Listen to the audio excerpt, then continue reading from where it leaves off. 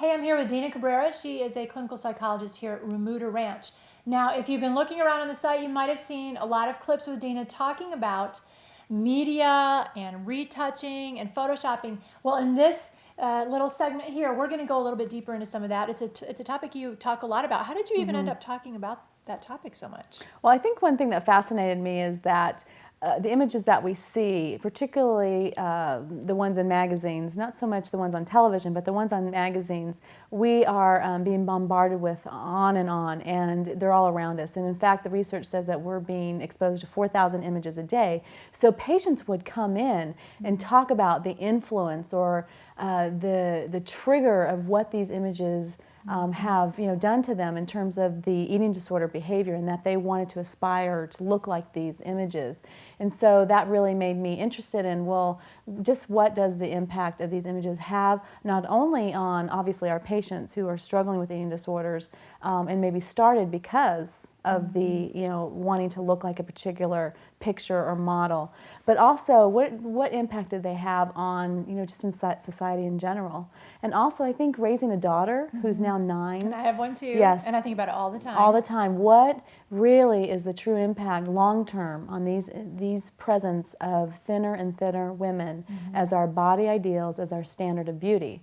So my goal is, I was looking into this and reading a lot of research, but more importantly, looking at how can we equip our young girls today on dealing with these, images that are going to, yes. Well, let's break it down just to brass tacks. Excuse me. You guys probably know, and if you don't, now you will. Every single magazine cover that you see, bar none, I can't think of even one. No. They're retouched. So let's talk for a moment just about what is Photoshop, what is retouching, and why do they do it? Well, Photoshop is when an image, a photograph, whether it's seeing a celebrity walking across the street or a professional photograph of a model, they are digitally enhanced or altered or modified. That means that tools on the computer have taken out body parts, skin, they've smoothed lines, they've taken out the wispy hairs that could be in our face, they've changed sizes of noses and eyes and necks, and so what that means is you're seeing an illusion, and it's a deception, or actually it's a lie of what you're seeing, because even the model herself or himself, they don't look like that.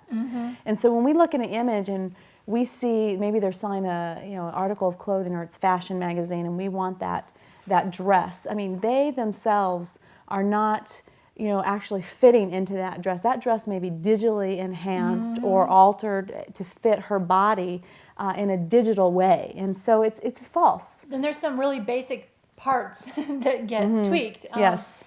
For sure, usually the belly, the waist. Generally the bust. Generally the arms. Sure. Generally the jawline here. Generally necks are made longer, eyes are made larger, skin is smoothed over. Sure. It's just a lot of stuff, and we don't think about it because we see these images. I see them too, and I think, oh, look at this particular celebrity who I won't name, who's in her 40s and she looks like she's 25, and how can I possibly compete with that? Which brings me to maybe the next part, which is, how do we stop trying to compete with that? Well, I think first of all, we have to cognitively know, meaning we just have to kind of distance ourselves and say, this image is not real. This is digitally enhanced. So you kind of have to talk yourself through that this, and you can even say out loud, this has probably been cut, this has been smoothed over, her skin really doesn't look like that, his muscles really aren't that big, and that is the truth. So we have to constantly remind ourselves that that's not real, because what happens is we see it so much, we think it is real and that everybody should look like this because it's in our face all the time. Yeah, and you talked a bit in one of the clips about we develop a general picture of what we think people are supposed to look like based on these images. And that isn't even being shown in research, that we're constantly shown, they used to do this with children who are constantly seeing white, Caucasian, people on television, and so you just think the world is made up of white people. Well, it's a diverse world, and that's the same with body shapes and sizes. We're diverse in our shapes and sizes, but that's not what's portrayed in the magazines. So that's important, keeping that in our head, and then also protecting our kids. taking away the magazines.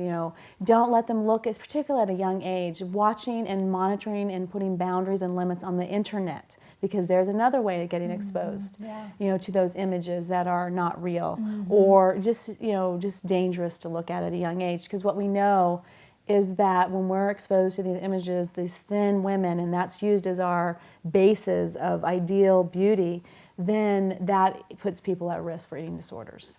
Or disordered eating. Or disordered eating, because we know it's a continuum. But so that's some really good stuff to just sort of arm yourself, think critically, watch the other videos with Dena Cabrera. You can just type in Cabrera or type in media. That might be the quickest way. Media. There'll be a whole bunch of clips that you can watch. But thanks for your time today. Thank you. All right. It was Bye-bye. fun.